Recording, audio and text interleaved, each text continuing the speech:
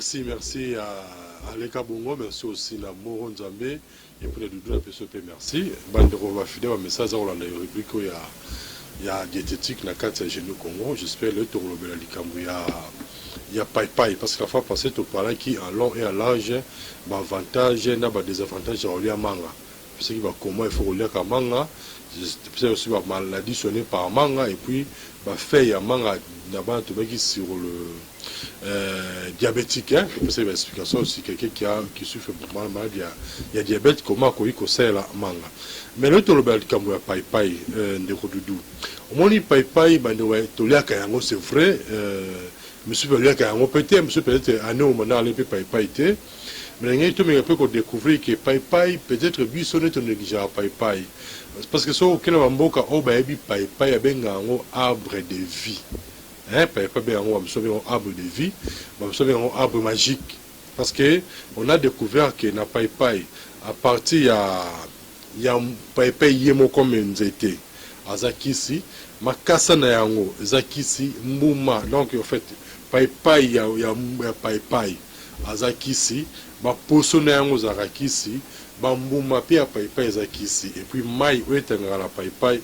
ezakakisi donc c'est pourquoi bato ayebi yango abenga yango arbre de vie d'autres personnes abenga yango arbre magique c'est par rapport à la propriété na yango alors de robot ça a été comme j'ai toujours dit tant émission ça attend bouquet profiter déjà ceux qui osent la question posée oui là les ont posé la question numéro yango la moro a lieu 081 81 14 365 081 81 14 365 koki okona message na yo bien sûr après au benga alors paipa na trois grandes propriétés donc liboso bando ba ki paipa za ka vermifuge quand on parle de vermifuge il y a l'équisse ya banyama vermifuge paipa za la partie ya mai na ngwa mai oya pembe bimakala paille wana ezaka vermifuge wana première partie na ngo ya makasa za vermifuge na mai nango paille ezali aussi diurétique alors diurétique ezali na racine nango mais c'est ça paille na ba faire paille za diurétique quand on parle diurétique eza ba aliment oyo permettant de nettoyer système urinaire et puis paille za pe anti ictérique. Là, tant on peut faire l'explication comment on peut traiter la fièvre jaune, la jaunisse, on comprend pourquoi on a dit que paille est anti-ictérique. Voilà juste la plante qui a paille. Est-ce que vous comprendrez? Alors maintenant, na paille. Quels sont les avantages à oléa paille? Quels sont les désavantages aussi à oléa paille? Est-ce que c'est vrai que déjà, beaucoup de gens savent déjà que non, moi que sur le paille, il faut aller oui, je vais expliquer pourquoi il faut qu'on ait un arbre. Alors, on explique aussi pourquoi, comment on peut traiter ce genre d'infection à partir de 6 à paille. On découvre aussi comment on peut traiter la malaria, la maladie nyonso yebi à partir de feuilles à paille. Je vais vous expliquer, mais entre-temps, Doudou, Bandewa nous a communiqué déjà, et Miso bien été au salaire, et vous la taille, vous savez, non, on a rejeté. Mais même avec comment va livre, même Miso paye livre et Zalara. Dans le livre, comment, ils appellent la chapitre mobile, là où je parle, c'est moi le recette, il y a paille, le maladie soignée par paille. Alors, na ba ke livre na comment ils allaient pour que le peuple congolais en particulier, peuple africain en général, baye ba maboma ni oyo vandi na biloko toliaka, maboma ni oyo vandi na ba plante za zinga na biso. Vous savez, les gens à l'époque croyaient que tout ce qui est naturel, c'est la sorcellerie. Tout ce qui est chimique, est bien. Oh, que c'est faux, c'est faux. Parce qu'il y a beaucoup de maladies, la race soignée beaucoup plus de produits naturels. Alors c'est pour ça qu'il livre. On a posé un livre, on a comment, on est dans le cabinet, dans le cabinet, dans la carte, il y a Carrefour de Gênes. Moussi Katena Pongabi. Donc quand on prend un Carrefour de Gênes, au matin étage, premier étage, puis première porte. On a bureau Zawana, on a aussi un livre là, pour que on ait connaissance de la maladie qu'on soigne. On a un moutou passe, on a un hernie, on a un hémorroïde, on a un problème de sexuel dans le livre, on a commun. okotanga yango comme ça kozwa ba recette pour que osalela. Et puis on met plus d'habitude alimentation pour aider les troubles sexuels. Donc alimentation pour soigner et aider les troubles sexuels. Ça dans le sens pour soigner les troubles sexuels, pour soit aider you aussi ça promet les troubles sexuels, on commence la bis. Mais pour clôturer, voilà quand la recette de la paille, oui bah que ça qui ti aux envois poussière. Parce que j'ai vite compris les gens du soir comment tu leur as mis pour la rotonde. Mais or, on ne mange pas pour la rotonde, on va l'air pour être en bonne santé. Alors, on est à ça qui tire, c'est dans la poussière, on a demandé à marati, mais on met la régulièrement. Alors, tant on met la à préventif, à curatif. Alors, tant on met la infection pulmonaire, moutou passe, kosu kosu, courbature, fatigue générale, on est en monté. Et puis, au moins, on a multiplié le pourcentage de sperme dans la mobilité spermatozoïde. Et puis, on passe. Tout ça, alors, c'est pourquoi j'avais dit que j'ai toujours conseillé aux gens, là, déjà, c'est un témoignage déjà. Si nous avons la Covid, nous avons la Covid-19, Kubanga la Ote, Sozo Melatiwana, Solana Mutuana, Nakimia Nyonso, rien ne va vous venir. Donc, vous allez très bien, rien ne va vous arriver. En termes de la Covid-19, Kubanga a été Solana, il y a pété. Compagnie de Roland, donc c'est ça un peu dans les gens qui communiquent à Tiwana. Mais les gens qui ont cabinet sont bien. Il n'y a pas un problème. Bala meluka poto zuka découvrir soupe et Tiwana va telio on met la règle. C'est ça un peu. Alors tu as rapidement la paille. Paille, tu vas avoir la graine à paille. Puis tu as la infection pour la mississa, puis tu as la feuille. La infection. Bon, merci. Donc, nous devons avoir l'infection. Alors, d'accord. Ce qui montre là, infection. On a une recette, infection, il y a type ignoson. Il y a la syphilis, il y a la chaux d'épices, il y a la gonocoxie. Nous sommes dans la recette, nous avons ça. Comment est-ce déjà? Au moni, feuille à paille. Feuille à paille à mobesu. Aux ont mis à 6 feuilles à paille. Au type, mais non. Aux mailles, mais à la 3 litres à maille. Et puis, au citron, citron, il y a 10 citrons. Il y a 6 feuilles à papaye. Il y a un bessou, maille, 3 ou 4 litres à maille. Et puis, 6 citrons, et 10 citrons. Mais là, on sent un déni. D'abord, papaye, ma feuille, non, papaye. On se rend très bien au 4 mike, on tient la maille, on a 4 litres. Et bandi, n'est-ce pas? Tant on dit que Toki, vraiment, au Toka.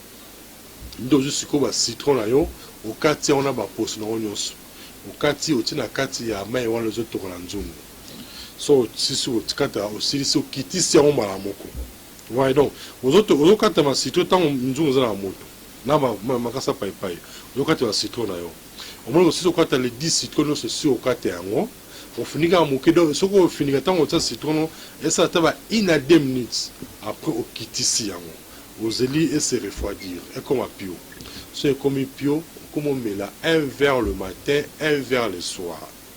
Alors, ce qui, aux accords, même des recettes sur le livre, on a la page, entre page 16 et page 17, des recettes au Neza, là où j'ai expliqué tout. Alors, quand on met là, un verre le matin, un verre le soir, mais ce que moi, on a la demi-verre matin, demi-verre le soir. Mais moi, c'est à zémité. Alors, entre-temps, au moins, le livre, comment la page que tu as purgé. Parce que beaucoup de gens ne peuvent pas purger. Alors, on peut purger 2 minutes à maille, non, 2 minutes à maille, citron balé à rotella, plus 2 cuillères à soupe, il y a miel. Hein? On mélange donc 2 minutes à maille, non, 2 minutes à maille, 6 cuillères à soupe, il y a miel, et puis 2 citrons.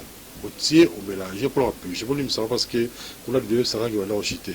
Mais de toute façon, dans le livre, comment on va recette nous arrête à livre comment on met là, comment on peut purger. Mais je dis toujours qu'il y a un bureau dans la carte à Carrefour des jeunes. Moi aussi, quand tu n'as pas un habit. Mais vous avez un conseil, vous avez un conseil par rapport à l'alimentation. Vous avez un camo particulier, on dit que tambour de la tête, au la cabinet, tu reçois la biseau. Ce qui est conseil, on peut se conseil, ce qui est traitement qu'on a notre traitement pour cause à bonne santé. Mais toutefois, il faut aussi l'effort, on est dans le bureau sur bâti ou en salarié, on met là régulièrement pour que on a pas la fatigue générale, on a pas mal consulter, ma moto passi, ma constipation, tout aux alentours. D'ailleurs, ce que nous avons examen à Covid, na au conseil le grand cabinet sombiti wana on meli a on attend pendant une semaine comme ça qu'on que ce examen na yo ya Covid on peut s'arrêter raison. On nous sent de retard s'il y a numéro 089 62 68 038 089 62 68 038. On peut avoir une prémission comme ça on reçoit là yo. Dès qu'il y a une tendance de zolo kabemba, nous nous n'avons pas Pesenga Moro Nzambe, merci. Et puis Naïm Rodou Moutiri, sans oublier Alain Kabomo. Bye bye.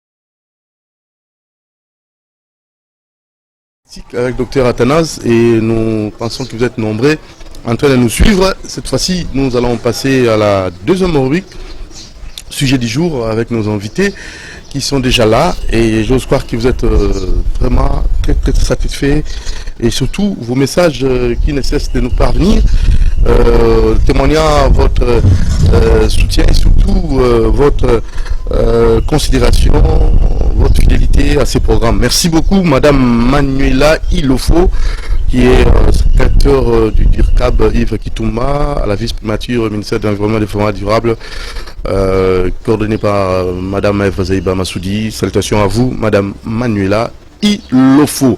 Alors nous remercions aussi l'équipe, hein. Là je vois déjà Mama Karine Bébé qui est là, Moron Djambé, Bruno Nzinga, Christian Banjolo, Alain Kabongo, Romain Makonda. Et nous allons très rapidement passer à la deuxième rubrique. C'est parti, sujet du jour.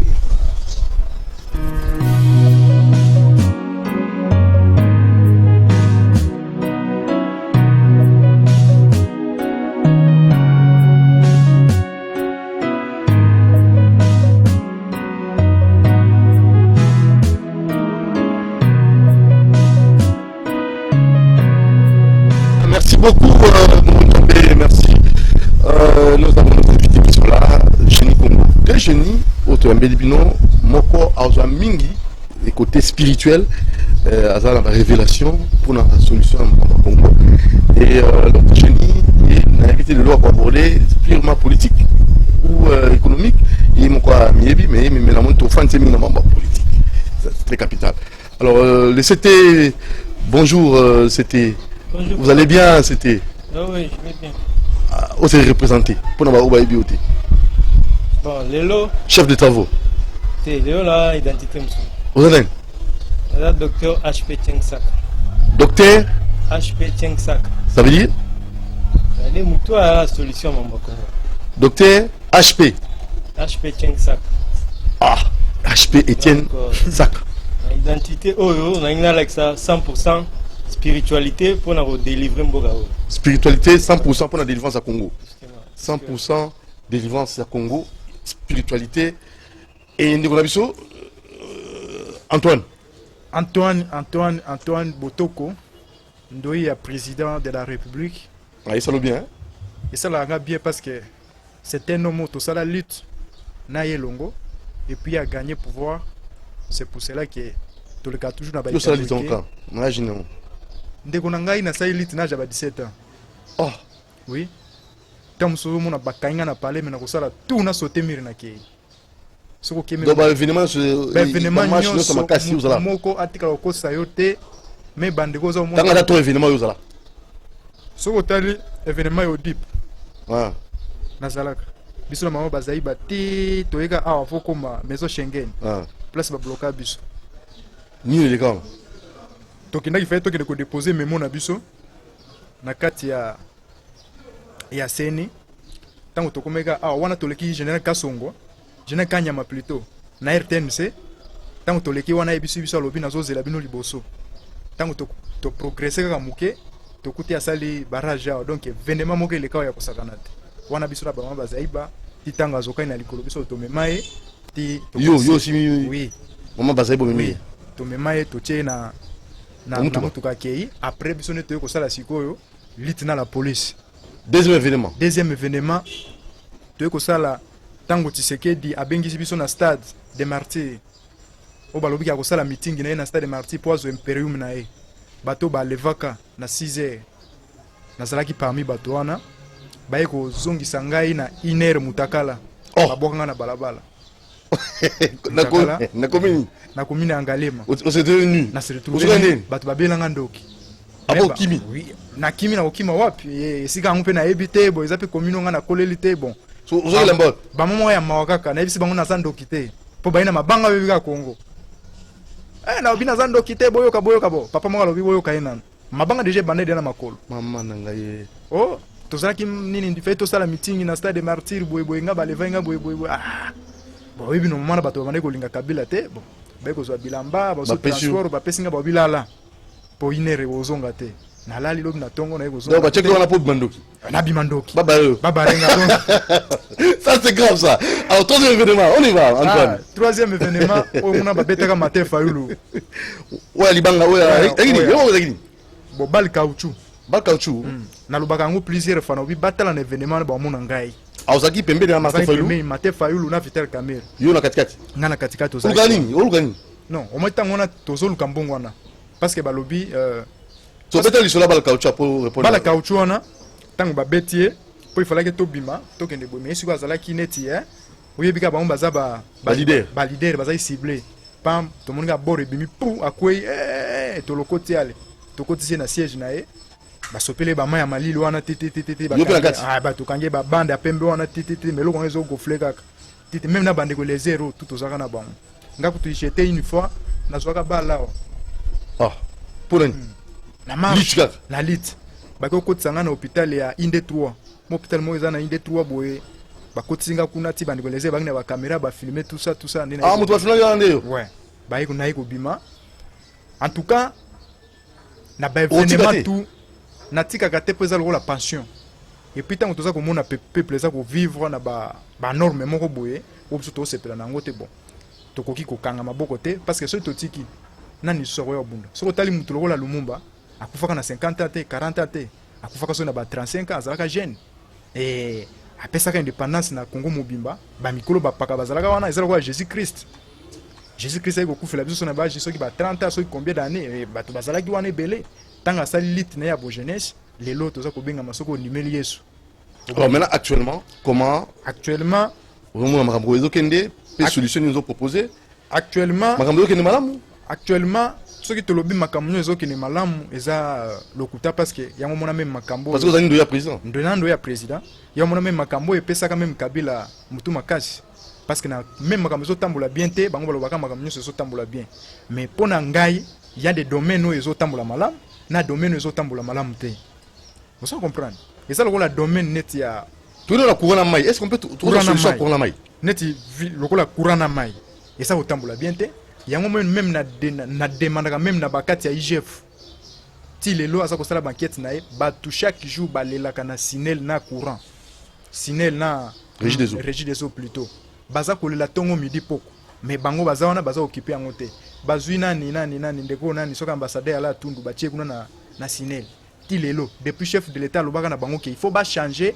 ba mandataire république nyonso batia ba bazo ko mériter musala basala il y a les gens au baza capable yo ko zo mtro la tundu tie na Sinel alors batolokola na mona batolokola bansingi pululu baza wana ce sont les gens qui est capable ya ko changer système énergique na mboka ta mboka na biso parce que même les courants et même magaisusu développement ya mboka so i courant za stable au mona ba investisseur ba ko ya ebele so i courant za te même le lona na RTNC na mona ke na CCTV ya courant za ko kende ba to ba muso baza ko regretter so nani so i courant za ko kende nani akoya kondima ko sala sur émission awo ko sa mona ke eza ko freiner ba biloko ebele mai ti lelo na mboka na biso depuis uta 1960 ti lelo ba to ba mela mai ya mabulu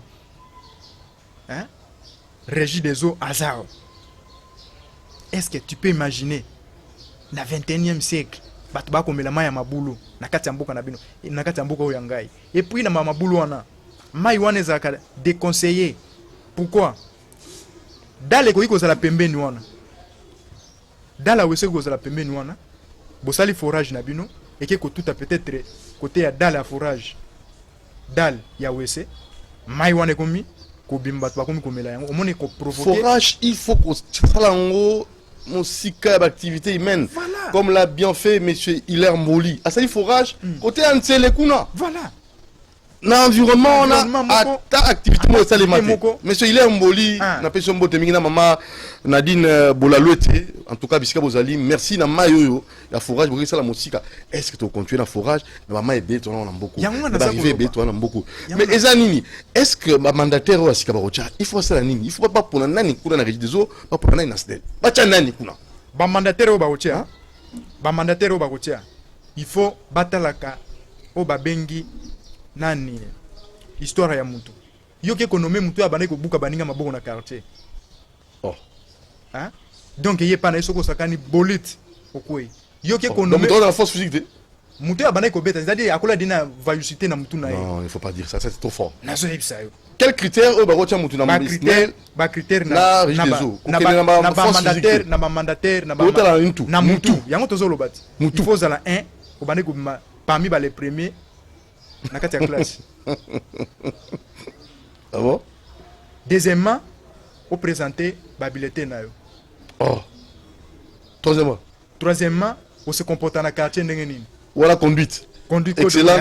excellente Ou médiocre, ou Voilà. mauvaise. Parce que les lots tomesani ko benga bato excellence. Alors excellence c'est ça savoir faire. Et quatrièmement, Et quatrièmement, au sala kanini avoko ma place wana. au sala kanini avant comme ici Avoko quand. mesika wana. Au sala kan bientôt Au sala sala comme kango, au sala kango bientôt ça. Te o banana nu wapi. Hein? Parce que okoki kolongwa te kaka zéro. Au combien on likolo. O ko maman likolo. Ou tu wapi, po kende wapi. Ozo kende wapi. Merci Antoine, on va vous je vais encore vous en fait je vais vous donner encore la parole après hein. Tout que on a biso na monisa côté déjà monter la solution spirituelle à Congo.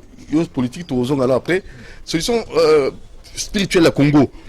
Monsieur le chef des travaux, le lobby comme mon HP, compliqué au makasi pe nabi comment on comment non? HP Chengsak Et ça ngai HP Cheng chaque. Et ça comment on? bon to ko tango simba HP Cheng chaque. Chef le chef de travaux. Le lot HP Cheng chaque 100% solution spirituelle à Congo. Malbombo kayo. oui na tondio botondi ndenge oyambinga na émission na yo maïle ezara limité na niveau moko bon présenté comme chef de travaux nga na faculté à science te bika na niveau moko boye maïle soukaka il faut aux inspiration yango émission ne bengami génie ezara source intelligence te komakasi Au likolo. spiritualité donc oyo nyonso emonana esimbama na oyo emonanaka te alors lelo nangi na insiste sur eloko moko bandeko alakisi ndenge asala balutte tout ça mais baa na pouvoir bazomeka me ezosimba te alors topesa awa na émission na yo basolution pa président mais azoki mpango te alors nazongi mpona koinsiste na likambo moko ke omoni ndenge senco scc bazoambrie situation ya baélection tout ça alors que mboka oyo eza na mission nango en passant je vais vous dire ceci okoza mayele koleka bato nyonso mobutu atravaille na bauniversitaire bato mayele mboka ya avansa te awa mpe félix cabinet eza na baprofesseur nga mona saka na université toyebi ke mayele ya moto moko eliselemika na niveau mboka ezaleli nalingi nazongela étape importante na exécution ya plan oyo topesa déjà awa pour votre information mamio tozoloba awa bayoka yango bavideo na biso eza na bato ya présidence tout ça bazoanalyse bazoninga nde koyeba soki ezouta réellement pa nani bazo analyser l'émission service ya makambo nyonso c'est Génie Congo. Oui, mais Génie Congo la solution pour la Congo. Oui. Alors pour la mboka solution président face à sikozani pour mboka ekoti na turbulence mo eza likambo ya kimbang mokonex ya lelo na ebité ya bardonnance ko coûter président eloko moko te pas ça mais azo retardé journal lelo fait comme un férié chômé payé le 12 octobre Oh, et tombé le 12 octobre, lelo, jour na mbio. Oui. Eza jumokoni, eza makamoni. Eza mokolo Kimbangu akufani. Kimbangu akufa lelo? Ah! Ne la bengi yo. HP Cheng Chang. Moi j'ai senti que Toloba Mambo Lumumba tout ça. Avant tout comme la Lumumba, il faut de la délivrance spirituelle. Pour Lumumba c'est la délivrance politique ou l'indépendance politique. Indépendance spirituelle c'est Kimbangu ne Tolobaki.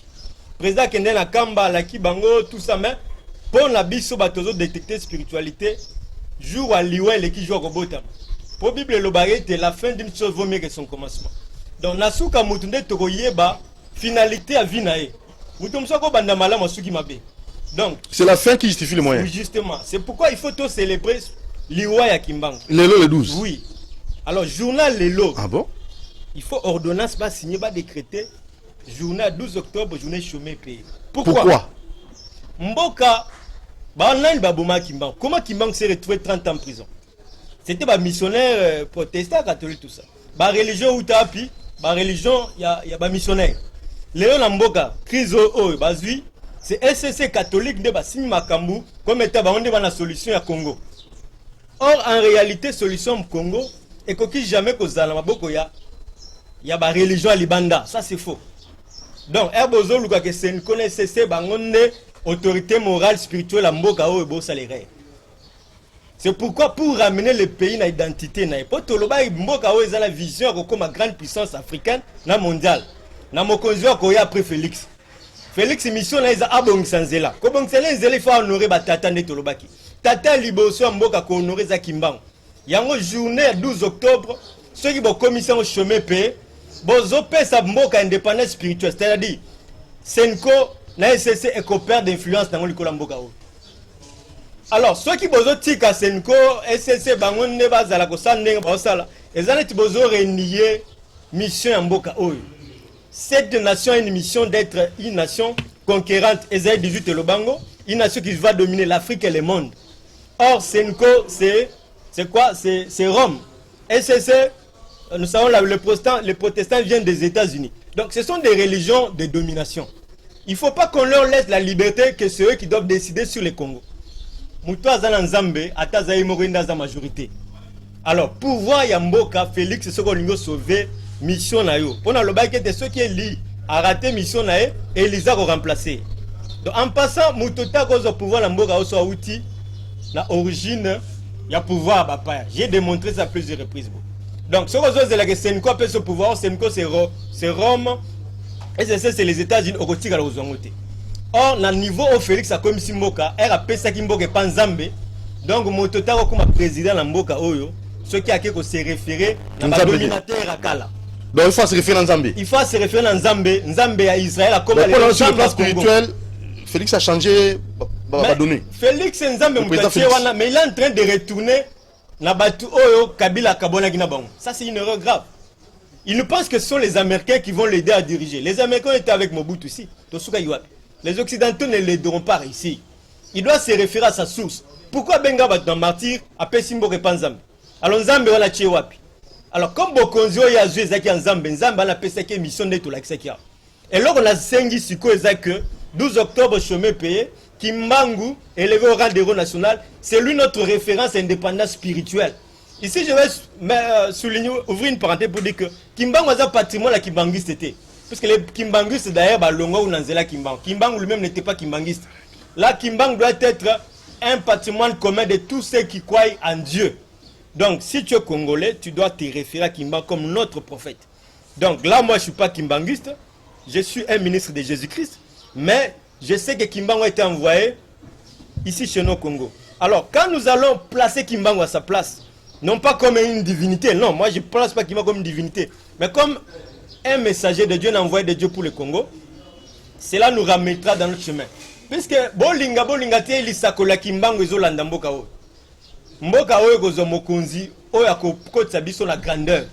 Mokonzi wana kozala le roi qui va dominer en Afrique et dans le monde. Ba mindele bazo toufer biso po bayebi yango bayebi ke Afrique ko se venger sur l'Europe. Ne Kimbangu loba mutu mundo koma mundele kwa mundu. C'est-à-dire mutu mundu pas ko dominer mundele. Et cela doit partir du Congo. tout un chef de travaux, Azo Kanisa Makambo, tout un intellectuel. Tout un chef de travaux, oui, il est HP Cheng Chang, c'est bien. Mais Azo Kanisa Makambo, vraiment, la mondialisation, la modernisation. Oh, tant Kanisa Makambo, voilà mon toit bon, Nanda. Oui, Ngala est universitaire.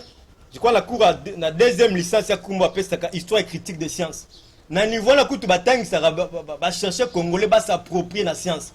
Bazong ça va en Égypte pour base la aliéné que non mundele karandaza auteur à connaissance. Donc na cour wana ba l'exabiso que science fait comme ya biso. To s'approprier la science na histoire na biso. Donc ngala zo cour critique histoire des sciences na saluer professeur Poba Pesa biso à l'époque. Alors oui. Après ça fait cours. Ça biso na makambu wana. Donc tokoko wanga na ngote. Religion culture science au mindele bazo en Égypte. Or, nous les Africains, c'était nous qui étions en Égypte. Donc, on a la complexité. C'est pourquoi Makambo et Nazoloba, pourquoi Bato Bazolo soit des intellectuels, au coup, on a la loge, dans la franc-maçon, tout ça. Et ça, c'est une hypocrisie. Ça va encore bloquer les pays, loge, oui, c'est les plus. Ça, ce sont aussi les religions de l'occidental, non, de l'Occident. Donc, pour Nayo, on ne soit où à Libanda et au Sunga Kongote. Il faut tout le monde Nzambe. Pour Nzambe, oh, Wana Bato Libanda, c'est Nzambe Israël. Les lois a commis qu'on vend dans la Congo. Il est devenu notre Dieu. Alors, le problème, c'est quoi? Nous devons nous retourner à Dieu. Le Dieu du Congo, c'est le Dieu véritable. Alors, Mamounion, se vende au Lucas, à l'université. Pour ça, là, par réflexion, ce qui est spiritualité bloquée, c'est le remonter. Donc, ça, ce sont des faits réels. Alors, ce que nous disons, c'est quoi? Nous devons, vous voyez aujourd'hui, les catholiques et les CC. Je m'attaque plutôt à eux. Pourquoi nous s'attaquer à Bango? Parce que Naïbi Kemboka Wekotika l'a dominé éternellement, pas Mopaya, pas Mundele. Or, eux, c'est la pensée de Rome et la pensée des Américains. Donc, nous avons Bango Balé, Bazan Bango Batinam. Mboka Weza Bangote. Bazan Batinam. Oui. Yanan. Mais, Oyogakia, non apostolique, c'est les représentants du pape, non? Oui. Oui, à l'écart, pour nous soutenir la position catholique. Donc, pour nous, nous disons ceci. L'Occident n'est pas appelé à nous dominer éternellement. Le terme Mundele et Sicile. C'est l'Afrique qui doit maintenant prendre sa revanche, dominer aussi l'Occident et l'Europe. L'Europe, les États-Unis, tout ça. Et c'est ça la vérité. Le Congo a pour destin d'être la grande puissance mondiale. C'est pourquoi France Fanon l'avait dit, l'Afrique a la forme d'un revers dans sa ragette en Afrique. Oui. Au Congo. Ce n'était pas en vain. C'est-à-dire, l'avenir du monde, c'est l'Afrique. L'avenir de l'Afrique, c'est le Congo. Et ce sont des choses vraies. Alors, c'est pourquoi nous devons croire à notre source. Le Dieu des Occidentaux c'est aujourd'hui déplacé, il est devenu notre Dieu. Ça signifie que tu as besoin de Rome à l'Obake. Non. Nous-mêmes là, nous avons une divinité, le Dieu véritable que nous avons. D'ailleurs, en passant, de tous ceux qui pensent, qui connaissent l'histoire politique ou spirituelle du Congo, bah, na masako lanzambe. Boko sala na bino union sacrée, bo sali la muka, je vous informe que Batunyo so obazana allié bato libanda bakotira diriger sumboka ote. Vous serez surpris comme Nathan et Mobutu, il y avait Tshisekedi Mobutu mutumoka bima zo pouvoir. Donc bato Fayulu, bazak pour allier Senko na SCC. Mais c'est déjà une mauvaise piste bakozo pouvoir dans zelona te, puisque bakobundande na Nzambe. Puisque Dieu a déjà fait un pas avec le Congo. Le pas que Dieu a fait avec le Congo, c'est que c'est lui qui doit être le roi du Congo. Alors, il y a des gens qu'on appelle les 4 messagers de Mbiza. Bato Baza informé dans Maman Zambé. Il y a 40 ans, plus de 40 ans. Zamba quitté là, il va passer dans profession. Bato Baebi que Nzamba ko diriger Mboka Oyo. Mamou Félix a ça, stade les a par hasard. Le trône de Dieu est au Congo. Nzamba ko pona moto na yo ko représenter na trône Oyo. Donc Félix Nengazana, après Félix Bokanisate, qu'il y aura Katoum, il y aura Fayoul, non. Il y aura un homme de Dieu qui va incarner la divinité de Dieu. C'est lui qui doit nous faire entrer dans la gloire, dans les rayonnements et qui sera puissant, qui sera le reflet même du règne de Christ dans Mokilipé, dans la nation. Voilà la vision. Non, je vous avais dit autrefois que le témoin de 2 ou de 3 est vrai. Donc, on a la zoba, batou, bazan la prophétie à Congo, bien. Bon, le 4 messagers de Mbinza, batou, Nzambe, à visiter, Makambo. Il y a beaucoup de prophètes, bien que après Félix, il y aura un homme de Dieu. Cet homme de Dieu-là, à cause de la manifestation, à prier à stade, il y a Félix dans stade. C'est-à-dire, le trône appartient à Dieu, mais Dieu met son représentant sur son trône. Moutouana n'a pas conception la grandeur. Donc Félix il ne réussira pas. Pourquoi? Vous bloquez le pays. Il n'est pas appelé à ça. Monsieur Ching Chang, vous bloquez le pays. Je ne bloque pas le pays, mais je donne la solution. Mais il a fait beaucoup de démarches ici, ça ne réussit pas. Ce n'est pas sa mission. Sa mission, c'est de nous ramener au père. Comment ça? Le père dont je parle maintenant, par exemple, le père Kimbangu. J'avais pas de père Mobutu, père Chombe, père... Non, c'est un peu de récapituler. Parce que je suis mission d'Azali comme ma mission à père. Récapituler. Félix Azaneti, d'abord prophétie, on va passer au prophétie à Kabundi. Il dépêche à la remise reprise dans Jésus-Christ. Or, na prophétie à Congo, Jésus-Christ a bongi sama dans les à cause de nzoto mutupo à Kamba Congo. Donc, ce qui signifie qu'après Félix, à cause de la remise reprise, na motinda mion Nzambe a pas collé pour diriger Congo. À cause de la politicienne, ça sera un homme de Dieu, un homme spirituel. Et vous verrez que Bokoluke n'a pas loge sur Rozalate. Il y a une spiritualité à l'écolo. Voilà pourquoi il va dominer le Congo. Pourquoi? Parce que à un moment il y a une polémique, il y a une politicien. Il y a une maison non. Tout le monde a un théâtre, c'est la biso. Mais Moutouana, ni la franc-maçon, ni la Boko qu'on a biso Afrique. Ça sera quelqu'un qui vient avec la très haute spiritualité. Voilà pourquoi il va dominer. Je vous avais dit autrefois que Mobutu a dirigé comme léopard. Et il est l'autre à léopard. Mais Moutouana a un emblème à lion. Il y a un Félix qui fait le léopard, peut-être un léopard. Donc la mission est présente. Ah, la mission belé, Félix il fait ça. Neti. Qu'on change emblème, qu'on a léopard, léopard t'as ici le côté lion. Oui. Tu peux ça sur David, il faut changer. Et comment? Et comme justice, paix et joie. Justice, paix et joie. Tout le côté royaume à Christ, il y a un repère, c'est ce qu'on a Congolais fait. Donc, tu sais, Maramouya Kokundaba, Mobutu Zotone Zonga, Lumumba, Zotone Zonga, Chombe Zotone Zonga. Tu sais que Maramouya Konoré, Kimbangu comme héros national, et le lot Tobaki, c'est qu'il faut, le 12 octobre, comme journée chemin payé, en mémoire à mort, il y a Kimbangu. Et tu reçois la Maramouana, tu longo na bokonzi à domination mindele. Bakorasi ko contrôler bisoté. Parce que Mobutu ceux qui va kundia wa ndeto zwa intégrité nationale. Justement Mobutu c'est le symbole de l'unité nationale. L'unité nationale, Chombe, développement social. Aussi l'on dit Chombe azate social bobundi. So ba kundia wa ne social. Oui oui. Alors nan msusu Lumumba imokoza indépendance pour sa véritable indépendance au limon relique. Justement. Donc être côté na makambo wana bon mona que Mundela kozwa contrôle mon côté likona biso. Et en ce moment-là, le Congo va s'imposer en Afrique et dans les nations. Alors, votre numéro, parce que comme presque les gens ont faim, pour nous contacter, on a évité aussi quand un passage, on a évité, mais on lui a bien au karaté. Bon, écoute, on a bien des grands biloko. Bateau, il faut bien bateau dans la présidence. C'est-à-dire le conseil spirituel à chef de l'État. Oui. Puis ça, c'est le numéro de téléphone. 081 20 17 865. Bandela 081 20 17 865. Nangina insisté loko moko marambo eza ba aventure te. Bato ba spirituel. Obi tina bengo le na ngapa invité. Bato ba spirituel. Tina bengo le 12. Non c'est pas même pas ça mukolo liwa. Kambia mboka oyo ya Kimbangu. Ah non, oyo génie Congo. Ça sera un type de Kimbangu. Bébé, oyo génie Congo. Non la bengo le 12.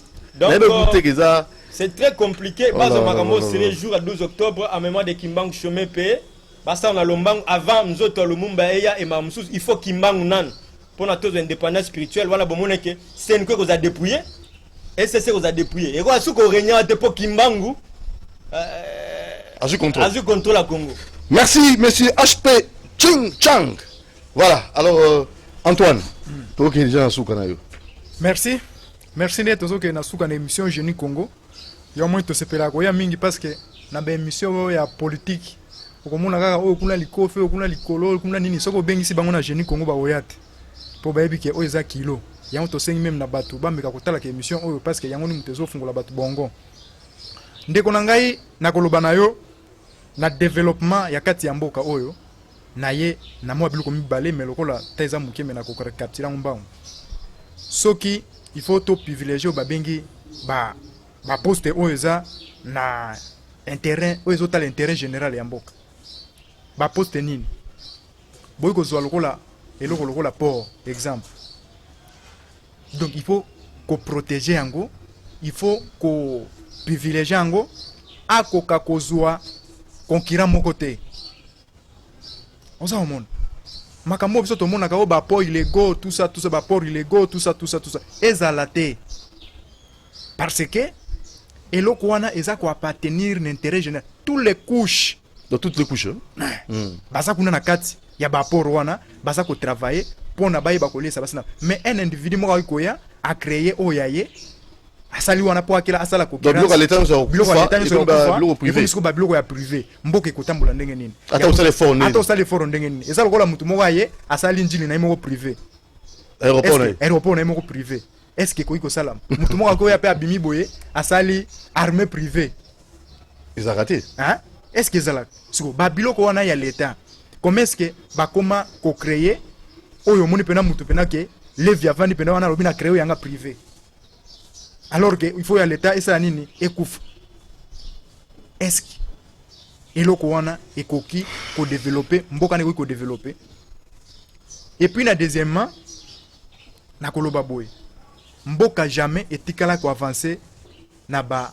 paya wana peut-être tukutani na wala kuloba Claude Maluma wala lingi économie ya mboka ezonga na maboko ya ba congolais maboko ya ba congolais ya ba congolais ndeko Claude Maluma na IVCD voilà ezonga na maboko ya ba congolais tango tozalaka na kati ya mboka na Zaire tomunaka ba sibe Zaire tomunaka ba dokolo tomunaka Bemba Saolona tomunaka omunaka économie ya mboka ezalaka stable mais lelo soko ke na ba supermarché nyo sokuta ba libanais okokuta ba chichong okokuta ba congolais moka simbi économie ya mboka azate soki lelo ba décider ba obi lelo ba quitter mboka oyo ndeko nazo biso na obi tokozala détruire na ndenge moko okoki ko imaginer yango te il faut mboka na biso ba konzo baza ko gérer biso ba ko privilégier bana mboka très bien bazwa ba mosolo ba financer ba baza na makanisi ya kosala nini ya koyeba ko créer ba biloko ba lelo soko ke okuta congolais moko ba diriger banque azate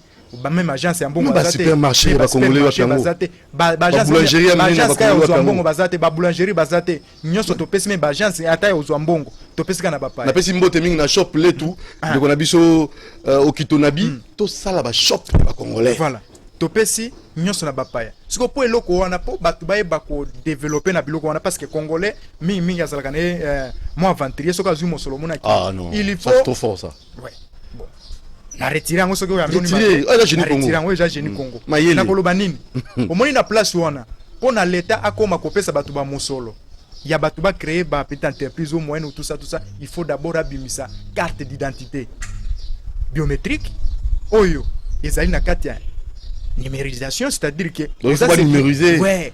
Carte no aneza biométrique bazo contrôler administration na biso. Donc soko ozwaki mbongo ya l'état même soko lingo ki mobi ma Brazzaville, ba yebi déjà que mutoyo asali na Brazzaville parce que ça déjà na carte informatique. Donc ça c'est très bien. Voilà. Alors au singa ki développement pe banda na ba province, na ba province go wana mokonza mboka, mais seulement to suki sa wana numéro de téléphone poto ya ndande ko ngayo, ozo le la kuna na chwapa gouverneur a chwapa.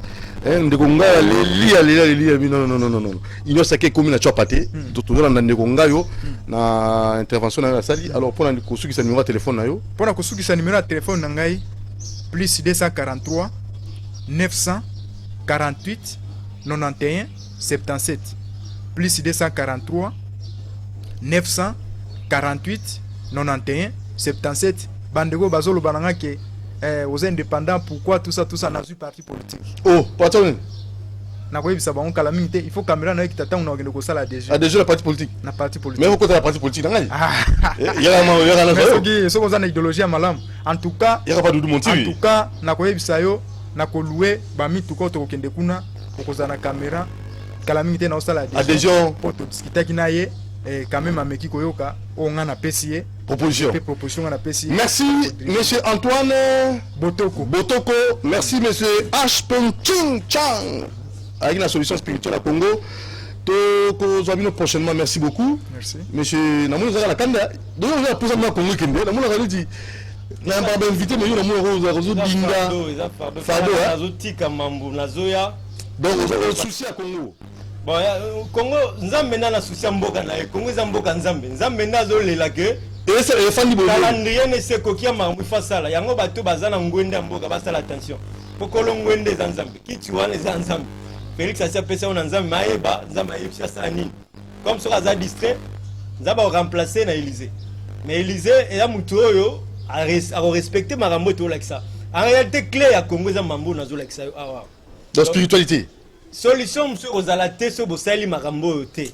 De toutes les façons Dieu va donc c'est le spirituel qui conduit le physique. Côté tozo kende nzamba ko balayer surtout wana za lisako nazo prophétie. Oui. Ba famille politique ebele bo tira attention ba leader rebelle nzamba ko éliminer bon. Oh. Bo sambela mi pour la ba leader na bino FCC cash union sacrée tout ça bo sambela po nzamba ebi ke fa cha mutuna siko. Alors bino bozoni nga surtout ko comprendre marmouté, c'est Dieu lui-même qui va déboulonner les gens. Oh. Donc je ne sais pas comment mais priez pour vos dirigeants. Moïse Katumbi, Bemba, tête wana bosambela mingi pona bon parce qu'ils doivent adhérer à cette vision ici. Je vous avais cette fois il faut un dialogue entre tous ces gens-là. C'est pour leur faire adhérer au plan de Dieu pour le Congo. C'est-à-dire qu'il faut leur comprendre qu'il n'est pas destiné à diriger Mbokao. Bemba comprend ça, l'autre Moïse il comprend que oui le propriétaire du Congo voilà ce qu'il a défini. Et vous puisqu'il faut qu'on revienne à un parti presque État, c'est-à-dire les partis politiques doivent disparaître, fondre dans la nation. En réalité, nous sommes au retour vers le parti État. Maintenant, un parti État où Dieu lui-même est... Royaume. Oui, on revient au royaume et on revient à l'unité nationale par un parti commun. Notre parti doit être notre nation. Ah, c'est grave ça. La révélation m'a cassé. C'est pourquoi il faut un dialogue d'urgence pour qu'on leur donne cette matière, puisque... Bakosala ba faire aussi mbaté olingo diriger mboka o na plan Nzambe skozali.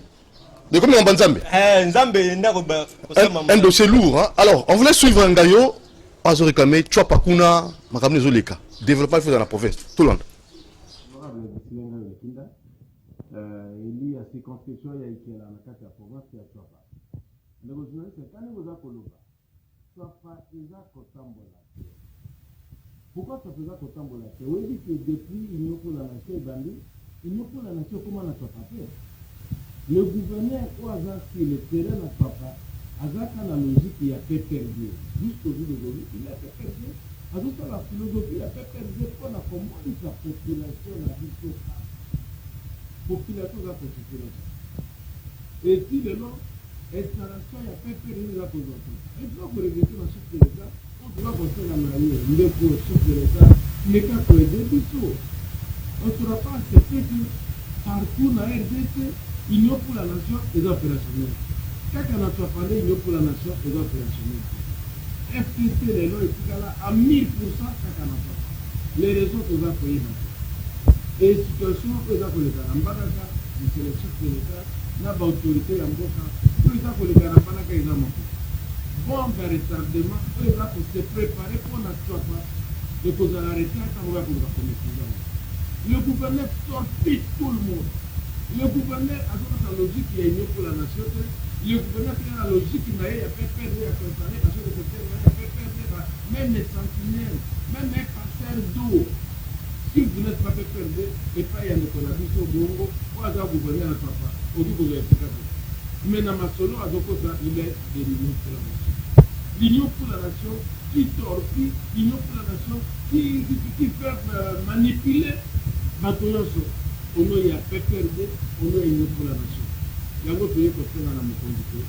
Et débit au bande de Congo, ça n'a que l'Union pour la nation, et quand on a soit pas pour qui nous les lots, n'a assemblée provinciale, n'a exécutif provincial, et dans la logique à Kapoyo, il y a fait perdre la FCC.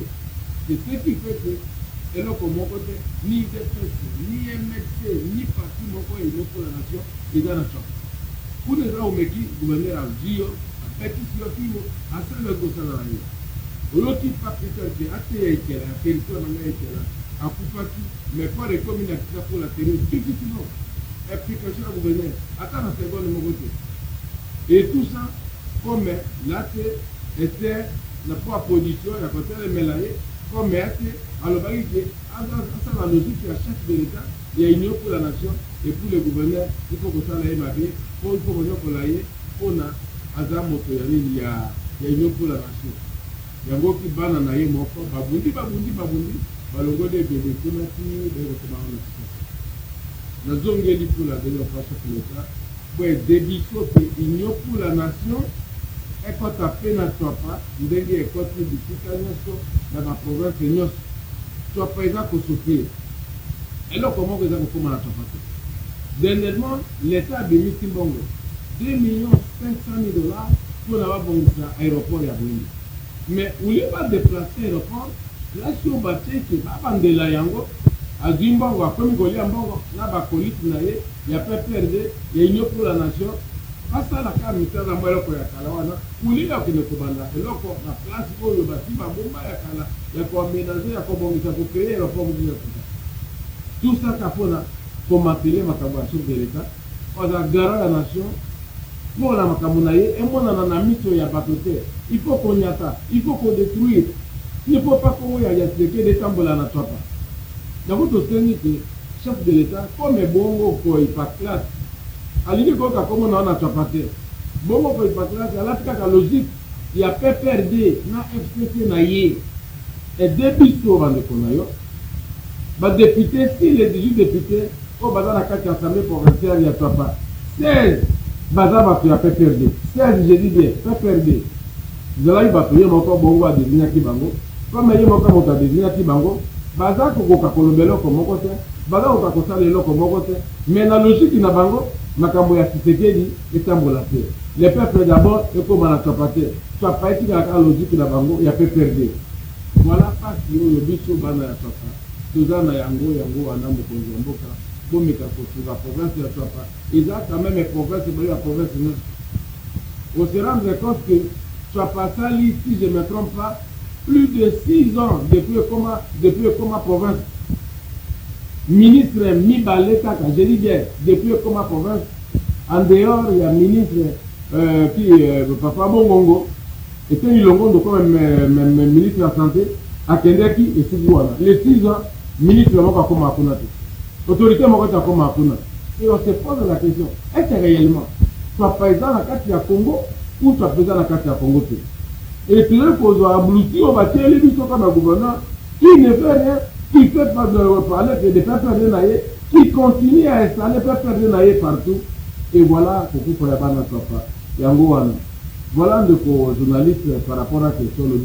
Moi, il fallait que mes Kakuluba, Yangoana, Mbela, Nabiso, Yangoana. Et puis il y a Bakonzi, et puis il y a Mokonzi. Union pour la nation et comme ma peine ne soit pas. À poser question si réellement ils allaient. À Bengata, le représentant de Bango, il y a PPRD. Il y a eu des choses ici réellement que Union pour la nation dans la Tapa. Zéro. Moi je suis bien métier. Mais tout ça anéanti dans le gouverneur. La logique, il y a PPRD, il y a FCC. Témoins sont avancés, ils ont Bazou, il s'appelle moi Alice Osima. Assemblée provinciale, mon conduit, j'ai dit bien si les 18 députés, 16 députés Baza PPRD. Mais Baza Koli, à la Massal, Nabango, Kolongo, la logique, il y a PPRD. Il continue dans la logique, il y a PPRD. D'abord, on a comment on a quitté les gens, province de Papa, ils ont aussi la position, il y a Sanya, Oyo, et Koti, Tilelo. Voilà moi, mon frère, Oyo.